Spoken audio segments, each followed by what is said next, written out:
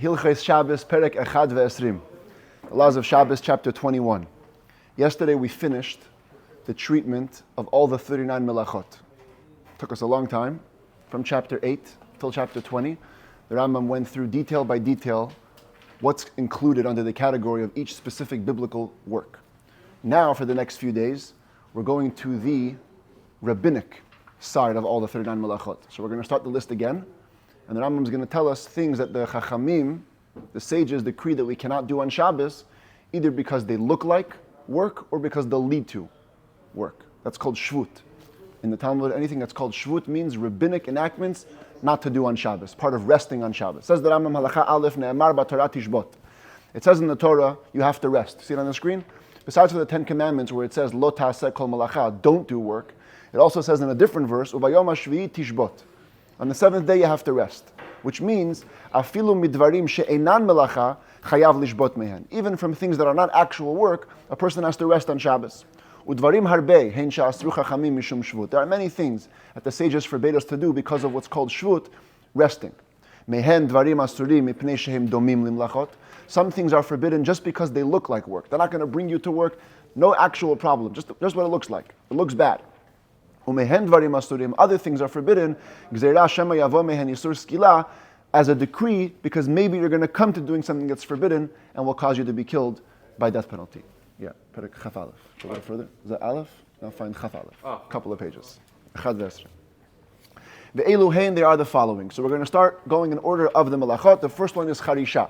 The first one is plowing. So which things did the sages say that we cannot do because of plowing?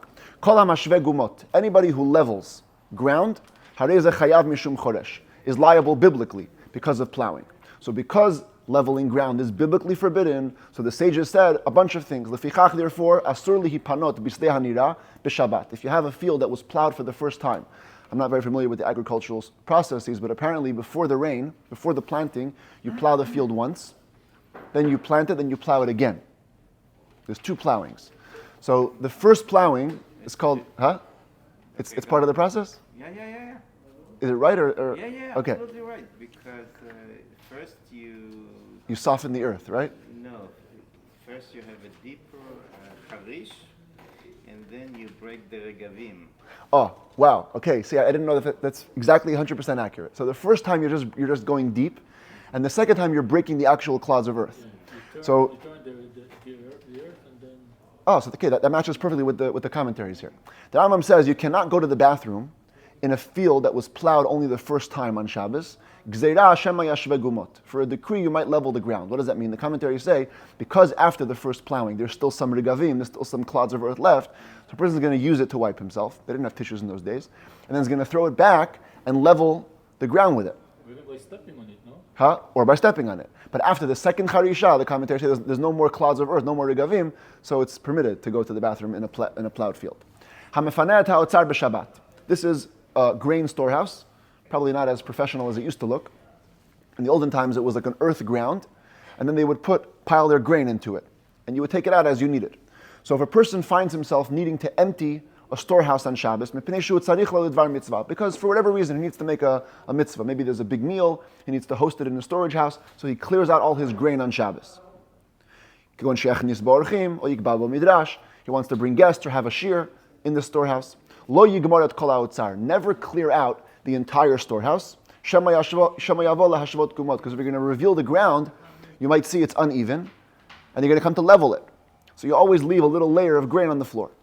Tichal gaber raglo. If somebody ends up with mud on his foot, you can clean it off onto a wall or onto a beam.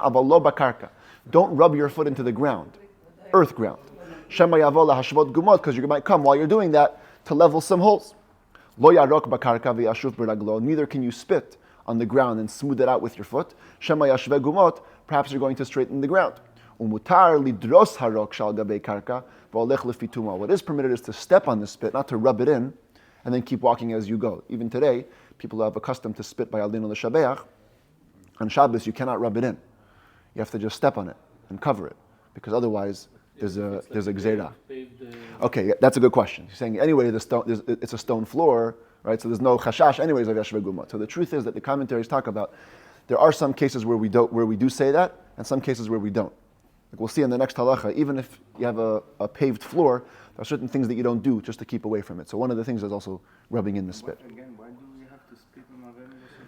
It's not everybody's customs, but the Taz and the Shalah HaKadosh say that because you're mentioning Avodah Zarah, Shehem Mishtachavim Lehevel V'Larik, you don't want to keep the saliva of those words in your mouth, so you spit it out. Halacha Gimel. Nashim ha-mesachakot ba'egozim ushkedim v'chayotzei bahen. Women who like to play with walnuts or almonds. In these games, you throw the nuts and then they hit each other on the floor. It's a competition. Kind of like, no, like the throwing one. Where you know what I'm saying? Asurot l'sachek bahen b'Shabbat. You cannot play with these nuts on Shabbos on an earth floor. Shama yavo lahashvot gumot. Maybe they're going to come to level the floor, for a better playing field. V'asur lechabed et hakarka. You cannot sweep an earthen floor. Shama yashve gumot. Maybe you're going to level holes. Unless it was paved. Here you have paved with stones. That's allowed to sweep. You can also spray water over the ground. This was a method that was used also in olden times. It was earth floor, and you didn't want the dust to rise, so you would put water on it. It would kind of settle the ground. So, if there is possibility of growing stuff, then yes, you're right. Here we're talking about there's only earth. So you can throw water onto the ground. You don't have to worry that you're going to level the ground.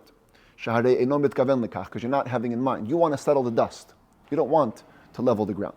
And davar she'eino mitkaven, we saw in chapter 1, is allowed. En sachin et hakarka. You cannot smear the ground with oil. Apparently they used to actually do this on earthen floors. This is an earth floor. And part of the process was you go with oil and you rub it in. It makes it smoother. Make it slippery. It also makes it slippery for the time being, but apparently, people wax the floor for polish. Maybe it was a part of a polishing, I'm not sure. But they used to put it down with oil. So the Rambam says, no smearing the ground with oil. Afilu hayaratzuf ba'avanim. Even if it was paved, floored with nice tiles or stones. Ve'ein nofchinoto, you can also not blow the ground. Again, earth floors, they used to blow some dust away to clear it. Ve'ein medichinoto afilu b'yom tov, and you cannot wash it. Even on holidays, kol sheken b'Shabbat, certainly, or some say kal v'chomer, certainly on Shabbat, shelo ya'aseh kederech shu oseh b'chol, so you don't come to act like you do in the weekday, v'yavo lahashvot gumot bizman shu oseh ken b'makom she'eno ratzuf, and you're going to end up leveling the ground when you do it in a place that has no paved stones. Halacha dalet, chatzer shenitkalkel b'mei hagshamim. If your courtyard got ruined, too much rain, the whole thing became muddy. Mevi teven u'meradeva, you can bring straw and line the floor with straw. However, when you do kind of smooth it down, lo yiradeh lo besalva lo bekupa, you should not use a basket or a box, ela b'shulei hakupa, the bottom of a box. Apparently, basically do something abnormal. Smooth down the straw in an abnormal way. Shelo ya'aseh kederech shu oseh b'chol v'yavo lahashvot gumot. So you shouldn't come to do the way you do it in the weekday, which might lead you to flattening different holes. Now we move on to the second melacha of zriya, planting. Halacha hey, hamashket hazraim chayav mishum zoreya. One who waters plants is literally biblically liable for planting. So therefore the rabbi said, stay away from certain things. Lefichach, the rabbi said therefore, asur lish'ov min abor begalgal. If you're drawing water from a pit with a pulley system, this is like, the commentators say it's referring to a heavy pulley system, not like a small one, like most wells also have a small pulley. But a big well where you bring up big buckets of water, you cannot use that on Shabbos. Perhaps you're going to fill up water extra for your garden or for your ruin to water it. But therefore, if this pulley system well was in your courtyard, it wasn't accessible to your garden, you can use the pulley to fill it up on Shabbos because you're only going to use it for your household needs. That's zriya. Now we go to the next malacha, ktsira, harvesting. Halacha vav hatolesh chayav mishum kotzer. One who picks out things from the ground or uproots things from their source of growth is liable for kotzer, for harvesting. Lefichach, therefore, asur lirdot dvash mikaveret b'Shabbat. You cannot extract honey from a hive on Shabbos mipnei shu ketolesh, because it's like picking. It's not actually, but it looks like it. You're moving down the honey. It's like you're picking it out from the place where it grows. Ein olin ba'ilan. We also cannot climb a tree. Ben lach ben yavesh, whether it's moist, alive or dead. Ve'ein itlin beilan, you cannot hang yourself, hang by a tree. Ve'ein nismachim beilan, you can't lean on the tree. V'lo ya'aleh mi ba'od yom l'shev sham kol hayom kulo. You can't even go on the tree before Shabbat and say, I'm going to hang out here in my treehouse for the whole Shabbos. Ve'ein mishtamshin b'mechubar lakarka klal. In fact, we don't make any use of anything attached to the ground for a decree that you might come to pick it out. Halacha zayin. How far do we take this? Perot shenashru b'Shabbat. If fruit fell off of a tree on Shabbos, asur le'ochlan ad motzei Shabbat. Don't even touch them until after Shabbos. You can't eat them. Because then you might come to pick the ones that are still on the tree. Hadas hamechubar. If you have a myrtle branch that's still attached to the ground, mutar lahariach bo. You can actually smell it. Even though it's attached to the ground, you can smell it. She'ein hanayato ela lahariach bo, v'hareirecho matzui. The only pleasure you can derive from a myrtle branch is to smell it. And smelling you can do even if it's attached to the ground. So we're not worried you're going to pick it. When it comes to food, you can't eat food off a tree. You have to pick it. So we're afraid you're going to pick it. But when it comes to hadas, just smell it in place. But if it's an etrog or an apple, or anything that can be eaten, you cannot smell it while it's attached. Maybe you're going to pick it, cut it to eat it. Halachachet, on the left picture here. If a tree had some roots sticking out of the ground at least 3 tvachim high, you cannot sit on these roots. Because it's not called sitting on the ground, it's called sitting on the tree. It's very tall. But if the roots are lower than 3 tvachim from the ground, they're considered like the ground, and you can sit on them. This you have, sometimes in forests, you see this root coming out of the ground, and then it kind of drops down. It's not attached to the ground, it's over the ground. So it's higher than 3 tvachim, but then coming down into the space of 3 tvachim. Mutar leishtamesh b'han, you can use that. Hayu gvohin shlosha. But if the roots were 3 tvachim high, afal pishat sidan echad shavel haaretz, even if on one side it's equal to the ground. So you have the ground kind of coming down, and the root on this side is 3 tvachim above the ground. Or sheyesh chalal tachtehan shlosha, or there's a space, right? It's an open root. You can even crawl under it. Asur le'shev alehen. Since the root is tall enough, you cannot sit on it. It's like sitting on a tree. Halakha tet, another kind of far-fetched gzeira related to harvesting. En rochvin al gabei behema b'Shabbat. The reason you cannot ride on an animal on Shabbos, nothing to do with the animal. We're worried you're going to cut a branch on Shabbos to keep on leading, like a whip, to lead the animal, or just like to prod it along. You can't even hang yourself on an animal, like hang on.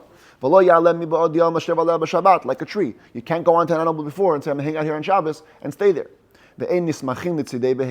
You cannot lean on the sides of an animal. But the sides of sides are permitted. That means if there's something on the animal, then you can lean on that.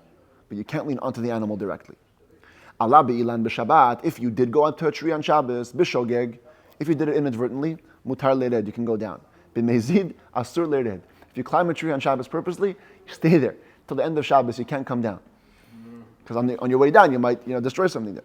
If it's an animal though, afilu b'mezid yered. Even if you went up there purposely, you must go down, mishum tsar ba'alei chayim, so you don't cause pain to the animal. You're going to sit there the whole Shabbos on the animal's back, it's going to hurt him.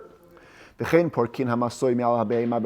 can also unload an animal's load on Shabbos, mishum tsar ba'alei chayim, to avoid pain of an animal. However, you have to do it in an unusual way. Halacha yud, ketzad, how do you unload an animal on Shabbos? What's the problem with leaning against the behemoth? Because it's going to lead you to ride on it. Because you might end up riding on it. It's like leaning on a tree. You don't lean on a tree because you might climb the tree. It's like an extra distance. Halacha yud ketzad. How do you unload an animal on Shabbos? If your animal was carrying something that's really not fragile, it's just a bag of straw, so it's not dangerous to have it fall or whatever. Machnis rosho tachtav. Put your head under the load. Push the weight over to the other side, and let the bag fall on its own. If you came from a road trip on the night of Shabbos with your animal still loaded, once you reach the outermost courtyard, in other words, the first place where you can unload it, you stop there. Right away, take off all utensils that can be moved on Shabbos. Coming up in chapter 24, 25, 26, we're going to talk about muktzah, certain vessels that you're allowed to move on Shabbos, ones that you cannot. So the ones that you can, right away you take them off. If it's vessels that you cannot move on Shabbos, just undo the ropes, let the sacks fall on their own. But what if it's fragile stuff? If in the sacks there's some things that are going to break if you let them crash to the floor. If they were small sacks, bring some pillows and blankets, put it under where they're going to fall, and let the sacks fall into the pillows. There's no problem with putting a pillow there, because if you want to take it away, you can always take it away. The Rambam is referring to the concept that we had earlier in the laws of Shabbat. You can't put a plate under a candle to get dripping stuff from it. Why? Because it's called bitul kli mehechano. You're canceling a vessel from its original use. So here also you think, if you put a pillow under the sack, maybe once the sack falls, now you've canceled the pillow from its use. But the truth is no, once the sacks fall, you can always move the pillow again. You never stop the pillow from being used in a regular way. The sacks are small and light. And you have not canceled the vessel from being used for its regular purpose. If it was loaded with massive blocks of glass, here you have to just undo the ropes and let the sacks fall. Even if these big glass blocks are going to break, there is no big loss here. Anyways, you're going to melt all the glass. And the little bit of loss that you may experience, the rabbis weren't worried for that. And now if it's big sacks and they're full of glass, so you have both fragile and heavy, this is the only case you're allowed to, on your own, actually unload the animal leisurely, slowly. Either way, no matter what it is, never leave the load on the animal the whole Shabbos, so you don't come to paying the animals. That's as far as the third malacha of ktsira. Now the fourth malacha of imur, gathering grain. Anybody who sticks a bunch of fruit together till they become one mush, chayav mishum ma'amer, is liable biblically on account of the malacha of ma'amer. You're bringing stuff together. Lefichach, therefore, said the rabbis, things that you shouldn't do to avoid that. Misha nitpazru lo perot bechatziro. You're carrying a basket, all the apples fall out, they're all over the place. Melaket al yad ve'ochel. You cannot gather them together into a basket. You pick one and eat it. You cannot collect them into a basket or into a box, like you do in the weekday. Because if you're going to do like you do in the weekday,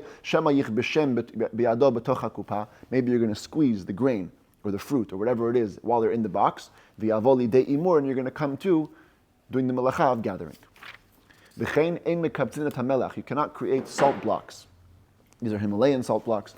The point is, you can't gather salt and make them into one unit, or anything like it. It looks like, there's no actual problem with doing this. It looks like me'amer. The actual malacha of me'amer only applies to things that grow from the ground. Salt doesn't have the problem. But because you're gathering it, it looks like it. Halacha yud bet, the next malacha, was disha, was threshing. And under the umbrella of threshing, the Rambam said, mefarek chayav mishum dash. Extracting something from its shell holds you liable on account of dash. And therefore, when you squeeze olives or grapes, which are the primary fruits which give us juice, like a separate liquid, chayav mishum mefarek, you're liable biblically on account of extraction. Lefichach, therefore, asur lischot tutim v'rimonim. The rabbi said also, no squeezing strawberries. What happened to my screen over here? It went black. Lefichach, therefore, says the Rambam, asur lischot tutim v'rimonim. You cannot squeeze olives and grapes, so you also cannot squeeze strawberries or pomegranates. Since some people do squeeze these types of berries for their juice, like olives and grapes, if we allow you to squeeze strawberries, you might come to squeeze olives and grapes. But other fruit that most people don't typically squeeze, you go in prishin, v'tapuchin, v'uzradin, like quinces or apples or wild crab apples, mutar lesochatan b'Shabbat, you're allowed to squeeze them on Shabbos because they're not usually squeezed. Even today, we make apple juice, but you have to use a processor. You can't just squeeze it with your hand. That's just not the way you do it. So, according to the Rambam, you're allowed to squeeze these fruits on Shabbos. Halacha Yud Gimel, kvashin ushlakot sheschatan. Already cooked vegetables or already pickled vegetables that you now go and squeeze them. Im v'rakech gufan, if you did it just to soften them, not to get the juice out, just to soften them, mutar, that's allowed. V'im lahotzi mimehen asur, if you wanted to get the liquid out, that's forbidden. We cannot squeeze snow to get the water out of it. What you could do is squeeze it right into a bowl or into a cup, because then it's right away used for drinking or eating, and that's allowed. Garlic, unripe grapes, and unripe grains that you crushed while it was still day. I read in the commentaries, they say apparently they used to kind of make a little drink out of it. What is it called? Huh? The first one, what is it? Shum, garlic. Where? tochakos, into the cup, squeezing. Then he went to the next thing. Shum basar milot. Apparently, garlic and unripe grapes, if you squeezed it and then you made a liquid out of it, it was used like either for a spice or for a drink. So if you crushed it before Shabbat, im chusarin dicha, if they still need to be a little more crushed, asur ligmor dichatan b'Shabbat. You cannot finish the crushing on Shabbos. That's like extraction. Ve'im chusarin shchika bayad. But if all they're missing is a little bit, rubbing through your fingers, like much less grinding, mutar lo ligmor shchikatan b'Shabbat. You can finish that on Shabbos to get out whatever last pieces of the garlic or grape that you need. Lefichach, therefore, mutar ligmor shchikat harifot be'etz haparur b'toch hakdera b'Shabbat. When they would make a dish that was called grits or groats, and you would grind this stuff with a little piece of wood into a pot on Shabbos, that's allowed. Achar shemoridin otam me'al ha'esh, of course, after you take it off the fire. While it's on the fire, it's like bishul, you could be cooking. But after it's on the fire, you can finish the crushing. Why? Because it's a very light amount of crushing required, not a lot. Halacha yudalad hamolel mililot. One who, it's called dehulling in English. You take the kernels of grain, they're still in the chaff, in the husk, and you want to get it out. Typically, you would use a tool for this, or your hands in a specific way. But the Rambam says, "Hamolel mililot, molel b'shinui." Do it with an abnormal change, so it doesn't look like you're threshing and extracting the kernels from the shells. Hayonek b'fiv, a person who nurses with his mouth, patur is exempt. It's an abnormal way of extraction. But if he was sick, groaning in pain, mutar lo linok b'fiv. Not only is he exempt, he's allowed to. If that was the medicine that was required, he can nurse with his mouth. Nursing is extracting in an abnormal fashion. And the sages didn't decree in a case of pain, even if there isn't any danger. This is apples floating in apple juice. Probably not that much, but let's say apples let loose some of their liquids, or any other fruit, let loose some of their juices on Shabbos. If they're olives or grapes, asur lishtot otana mashkin al motzei Shabbat, you cannot drink the olive extract or the grape juice till after Shabbos. Maybe you're going to actually come to squeeze them directly on Shabbos. If they're just berries and pomegranates, if the original reason why you stored them was to eat them, then any juice that leaks out is permitted, because you don't want the juice, you want to eat it. But if you had brought them together to squeeze them, then you want the liquid. Any liquid that leaks from them is forbidden to be eaten until after Shabbos.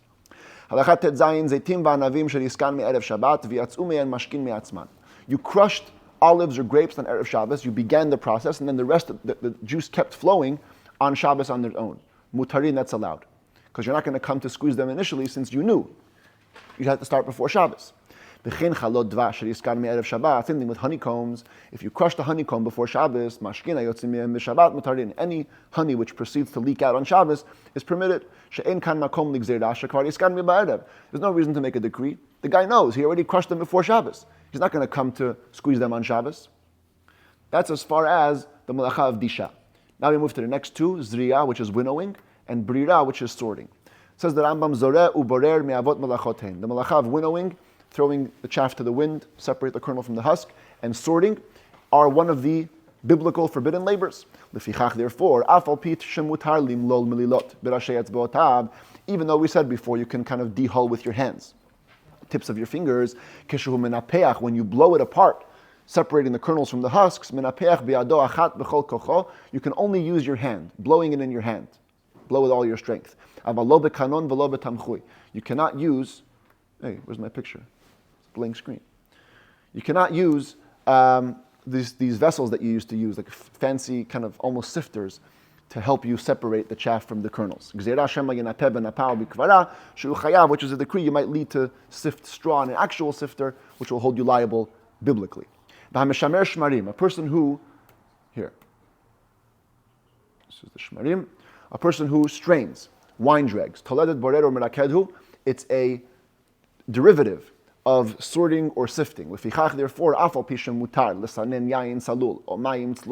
even though you're allowed to strain already clear wine or already clear water, through a cloth on the right side, or through an Egyptian basket, which has a bunch of holes. On the left side, notice the cloth is flat.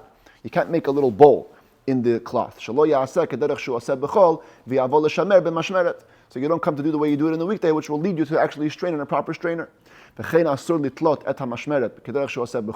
hang up the strainer as you would on the weekday, or others say toleh means to kind of stretch it out in the weekday way. Because you might actually come to filter, to drain stuff with it. One who curds milk in the process of making butter.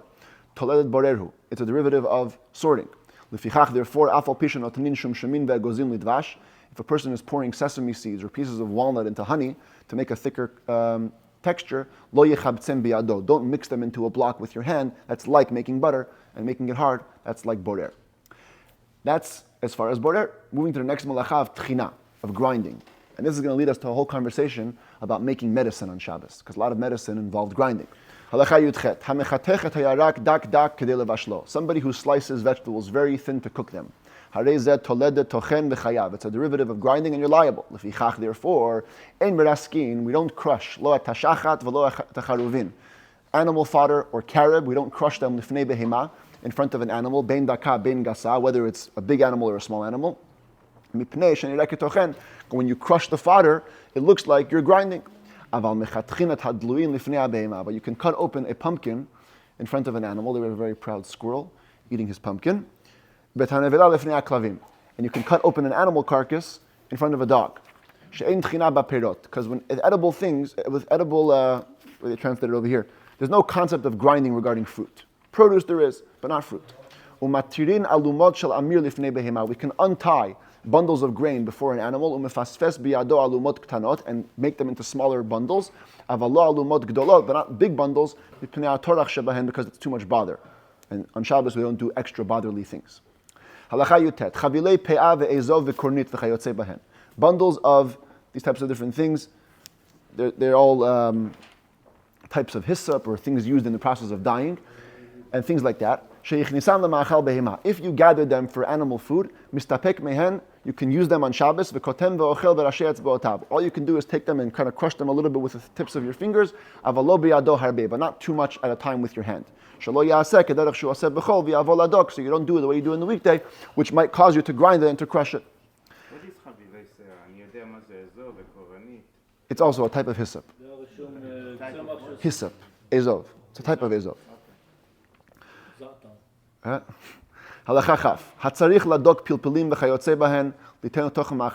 If you find yourself having to grind peppers to put into a food on Shabbos, you can use the handle of a knife or the bottom of a bowl to crush the peppers. You cannot use the mortar, the regular mortar, because it's like grinding. It is grinding. Therefore, here's where we go into the medicine.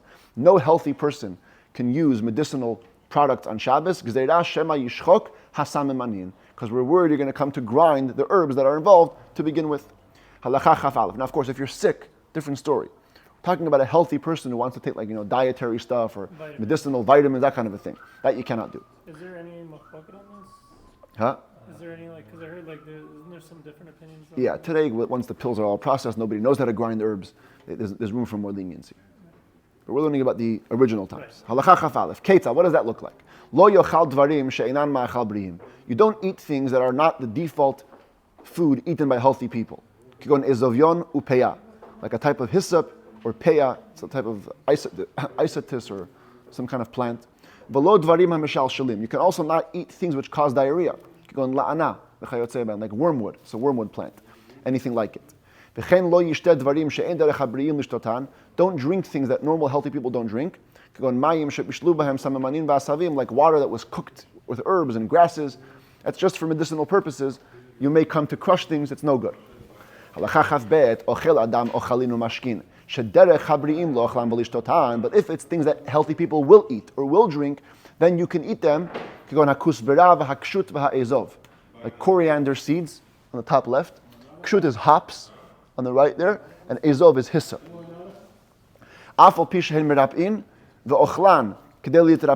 Even though they do bring medicinal value, and you're eating them with that intent, mutar, it's allowed.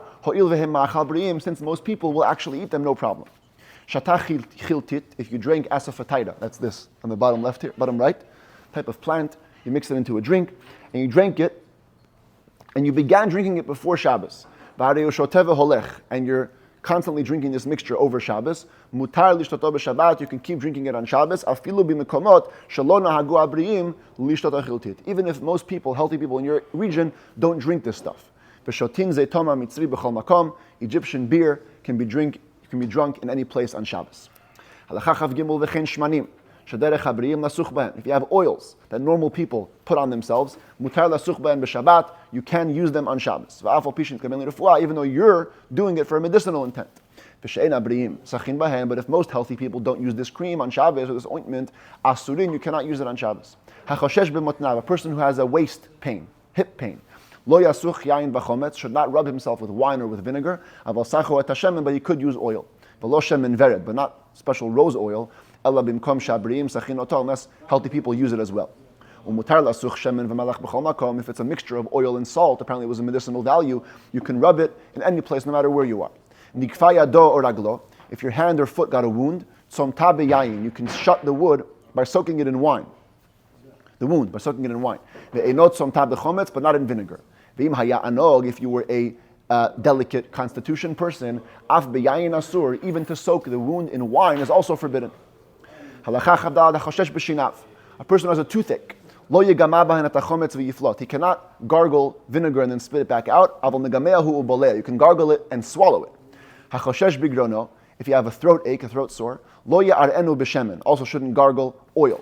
But you can just swallow a lot of oil. If it heals, it heals. Why not gargle? Because you're doing something for medicine purposely. And that might come to lead you to make medicine compresses and whatnot. So we're worried for that. En lo asinat mastike. We don't chew gum. This means raw gum, straight from the tree. Ve'en shafinat hashinayim besam b'Shabbat, nor rub our teeth with a potion on Shabbos. Bizman shenitkaven lirufuah, if you're trying to create healing. Ve'im nitkaven l'reach hapeh, but if you just want to make your mouth breath smell better, mutar, that's allowed. So long as yeah. So if it doesn't cause you to bleed. Yeah, but if it's also for breath, it's okay. So long as you're not going to bleed. Isn't there an opinion that brushing is a form of polishing, which is forbidden? So it'd be like No. a different kind. I read Not that I don't know. Not that I know. Some people say you can't brush your teeth because you might come to bleed. So better use mouthwash on Shabbos.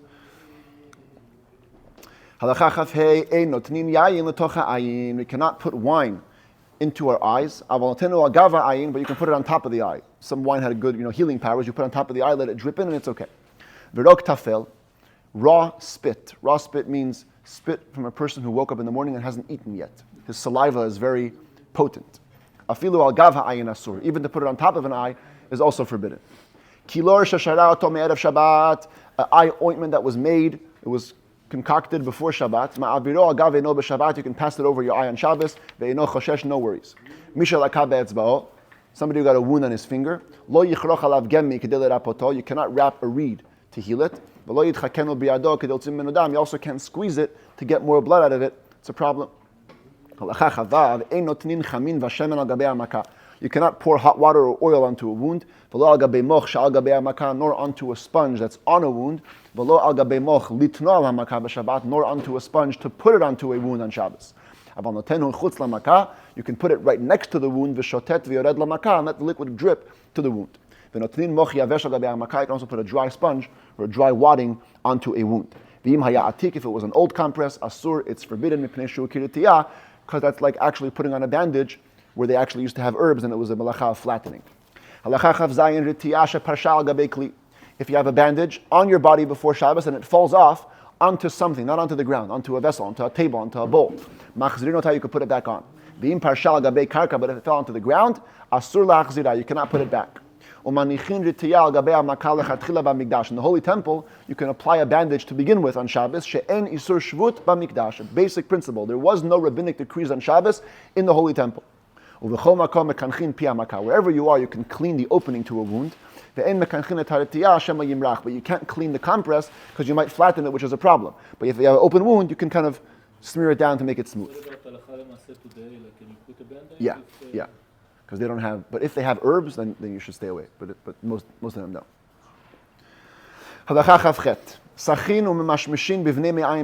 One can rub in oil and touch in different ways the stomach on Shabbos, like different calisthenics, I guess, whatever, different types of massages. V'hu sheyasuch v'yimashmesh bebat achat. You have to rub it in and dab at the same time. Kadei shelo yaseh kederech shu aseh b'chol. So you shouldn't do like you do on the weekday. Ve'en mitamlin b'Shabbat. You cannot do mitamel on Shabbat. What does that mean? Ezehu mitamel. Zeh shedorsim al gufo b'koach ad sheyiga v'yazia. People used to step on your body, different like massage, techniques, till you would sweat. Or sheyihalech ad sheyiga v'yazia. Or you walk till you sweat and feel burnt out. One cannot work out to make himself sweat on Shabbos. It's medicinal. You also cannot stand in a mud bath, right? Whatever it is, a mud bath on Shabbos, because it's kind of workout a little bit and it heals. You cannot wash yourself in water which causes diarrhea, nor in quicksand. Nor in water in which flax was left to soak and it stinks. Nor in the Dead Sea. Nor in the bad waters that are in the Great Sea, the Mediterranean Sea. All these things will put you through a little bit of pain. And it says, Shabbos is to be called a day of pleasure. Therefore, if you just went in quickly and went right out, even if you have sores on your head, and you probably went in for a medicinal reason, mutar, it's allowed because you go in and out quickly. You cannot scrape your skin with a scratcher. But if your body, your hands were dirty with manure or with mud, you can scrape it off with no problem. If you're doing it for pleasure, not for workout, you can smear a person, you can give him a little massage for pleasure, but not for an animal. If the animal is in pain, you can use these techniques to get rid of her pain. If an animal ate too much for lunch, too much fodder, you can have it run around in the courtyard for medicinal reasons. If it got a blood clot, we can put it in water to let her cool off. We're not worried you're going to come to grind some herbs for medicine for her. You cannot force yourself to vomit on Shabbos. When are we talking about? When you ingest some kind of pill to make you vomit. Maybe you'll grind herbs. But just to put your hand in some fingers and make yourself throw up, mutar, that's allowed. You cannot put pressure to a baby's stomach to force out his excrement, because that might cause you to feed him pills or herbs that will cause diarrhea. One can bend a cup over the umbilical cord to, is it over here? Sorry. You put a cup over a baby's belly to lift it. Give it a little shape. You put a cup over it. Apparently it helped to make it round. We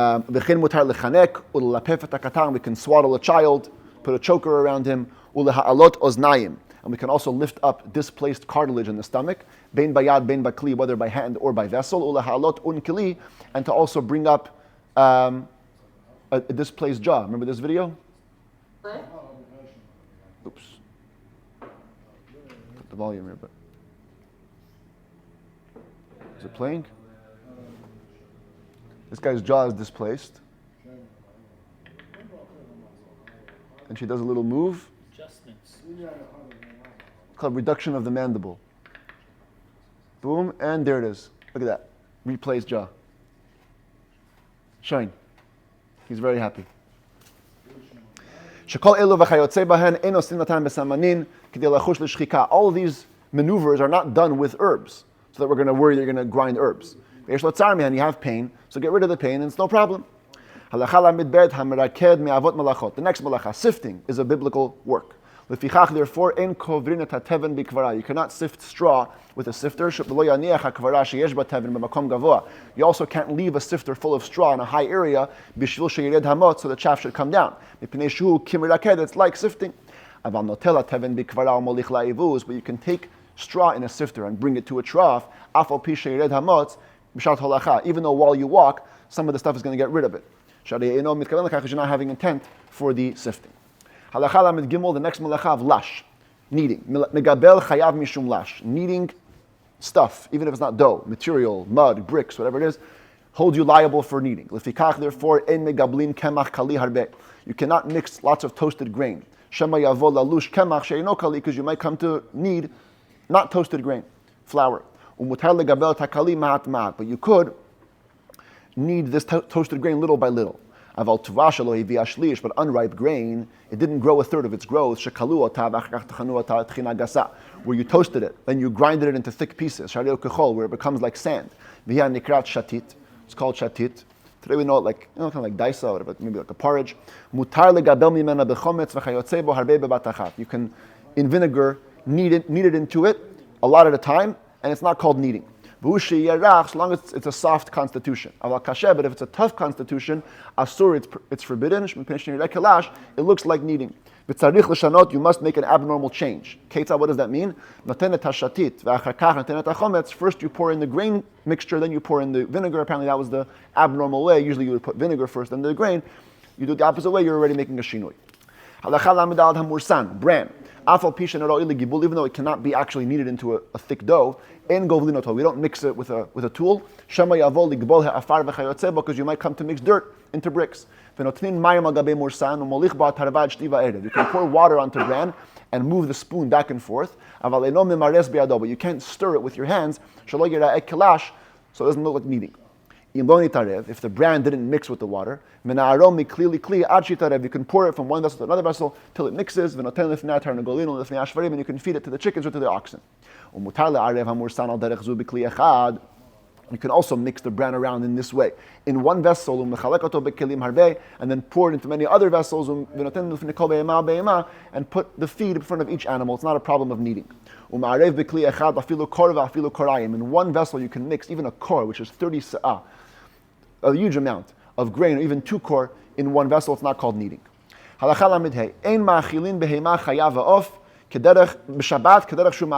you're feeding your animals on Shabbos, you can't do it the way you would do it during the week. You might come to crush some legumes, or to kneading flour.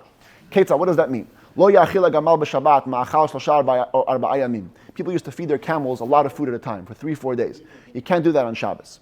You cannot force feed a calf. You put it down, you open up its mouth, and you feed it food and water at the same time. You cannot put food into the mouths of doves or chickens to the point where they can't bring it back up. Also, force feeding. You can feed an animal while it's standing. Give it to drink while it's standing. You can pour water and fodder, but to a place where it can gurgle it up if it needs to, regurgitate it. You can also feed a bird, so long as it can bring it back up. Certainly you can put food in front of the animals and let them eat. When are we talking about? When the animal, you're responsible for the animal's food. It's your animal, your beast, your doves, your geese, your chickens. But if it's animals that are just, around, they're loose, they're wild, you're not responsible for their food. Like a pig. Doves that live in different huts, birdhouses around the neighborhood. And bees, you cannot feed them not food and not water. You can put your animal next to a whole thing of grass that's attached to the ground, let it eat. That's not you putting food in front of it, that's you bringing it to the food. But you cannot put your animal next to something which was set aside for a different use. It's muktzeh, but you can block its path so it should move to the muktzeh stuff and eat it. And the same laws apply on the holidays.